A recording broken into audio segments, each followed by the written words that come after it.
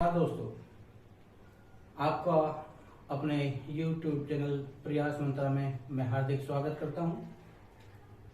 प्यारे मित्रों, मैंने आपके लिए एक सीरीज चला रखी है हिंदी साहित्य का इतिहास, और उसका हम आदिकाल पढ़ रहे हैं।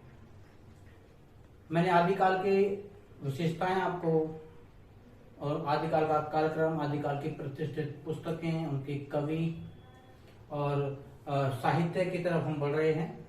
तो साहित्य मैंने आपको सिद्ध साहित्य तक पहले करा दिया है। उम्मीद करता हूं कि मेरा ये जानकारी आपको लाभान्वित कर रही होगी, और आगे हम उसी क्रम में अपने आज का जो लेक्चर है उसमें नाथ साहित्य देखेंगे, जैन साहित्य और लौकिक साहित्य।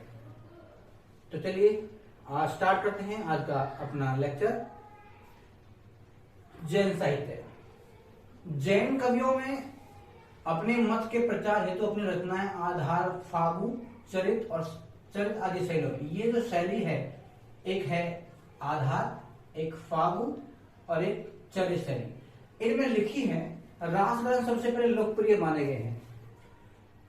अब उनकी कुछ पुस्तकें आप देखें तो देवसेन जी हैं सबसे पहले जो कवि हैं, देवसेन। उनकी श्रावकाचार जो कि 933 ईस्वी में रची गई थी। इसको इसका रचनाओं का जो कालक्रम है, रचना जो समय है, वो जरा ध्यान से एक बार देख लीजिएगा।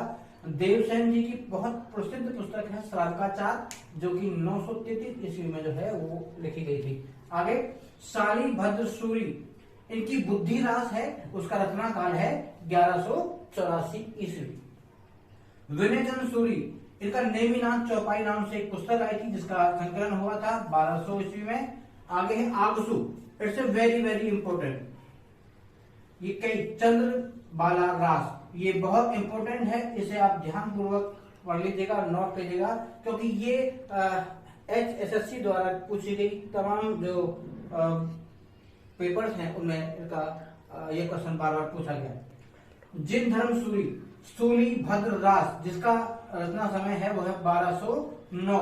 विजय सेन सूरी, रेवत गिरिरास, ये भी बहुत इंपॉर्टेंट कृति है।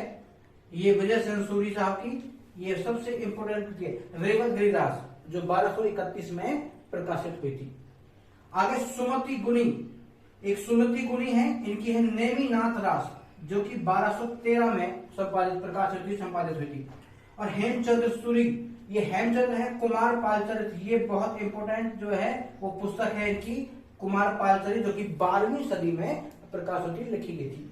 आगे है सोम प्रभासूरी, कुमार पाल प्रतिबोध, जो है ये 13वीं शताब्दी में लिखी गई रचना है।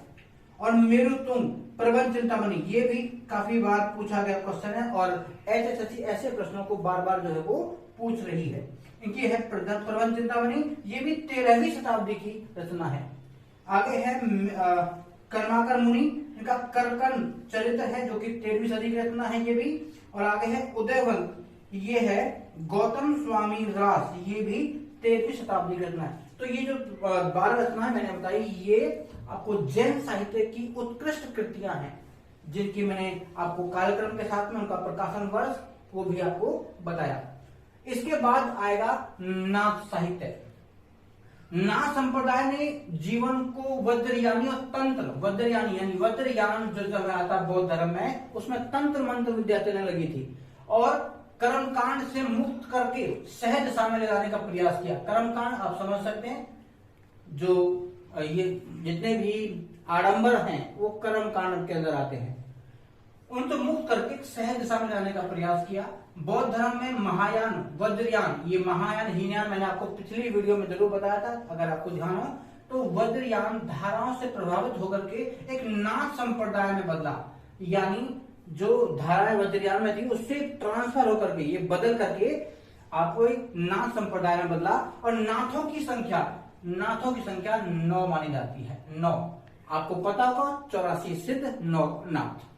इसके प्रवर्तक जो हैं वो गोरखनाथ जी थे, और इस पर संत काव्य धारा का विशेष प्रभाव रहा। ये बहुत इंपॉर्टेंट लाइन है, इसको जरा ध्यान से देखें कि इस पर संत काव्य धारा का प्रभाव आगे चल करके बढ़ गया था।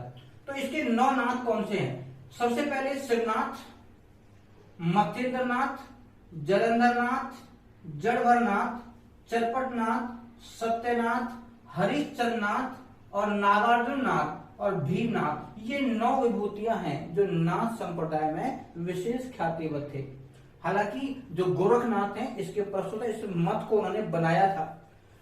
अब ये जो नोट लिखा है इसे ध्यानपूर्वक देखें और क्या करिए, इसके अनुयायियों को, इनके अनुयायियों को कनफटा साधु की है। तो एक सवाल एक कॉम्पिटिटिव एग्जाम के अंदर था कि कनफटा साधु को क्या कहते हैं, तो कनफटा साधु को नाथ कहते हैं, क्योंकि नाथ साहित्य में इनका वर्णन मिलता है। इसके बाद में जो चौथा पार्ट है वो हमारा लौकिक साहित्य।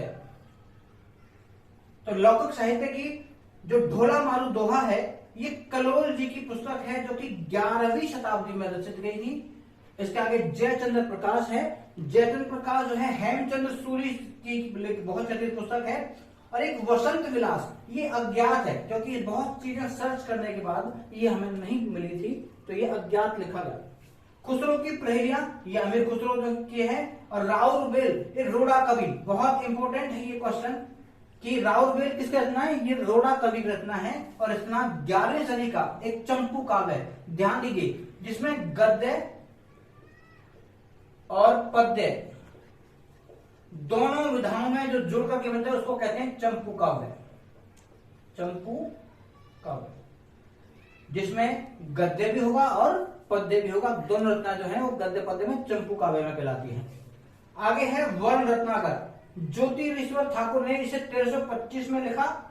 और रण कमल छंद, ये श्रीधर द्वारा, श्रीधर बहुत चर्चित नाम है, ये श्रीधर जी द्वारा रचित जो है उन्होंने रचा था इसको 1370 में 1397। और आखिरी है ये संदेश रासक, ये जो अब्दुल रहमान की बहुत चर्चित पुस्तक है। और इस रचना को आदिकाल का मेघदूत भी कहा गया है, क्योंकि ये जो बहुत विशद व्यापक रचना है जो कि कालिदास की मेघदूत है, उससे पहले की जो रचना है इसको कहते हैं संदेश काव्य, जिसको मेघदूत के समान महान बना गया है, इसे आदिकाल का मेघदूत कहा गया है। तो प्यारे दोस्तों, ये था आपका आदिकाल। उम्मीद करता हूं कि मेरे द्वारा प्रदत्त जानकारियां आपको लाभ देगी। अगर आपको मेरा लेक्चर पसंद आया हो तो मेरे चैनल को सब्सक्राइब करिए और शेयर करना और कमेंट करना ना भूलें। आपका दिन शुभ हो। बहुत बहुत धन्यवाद।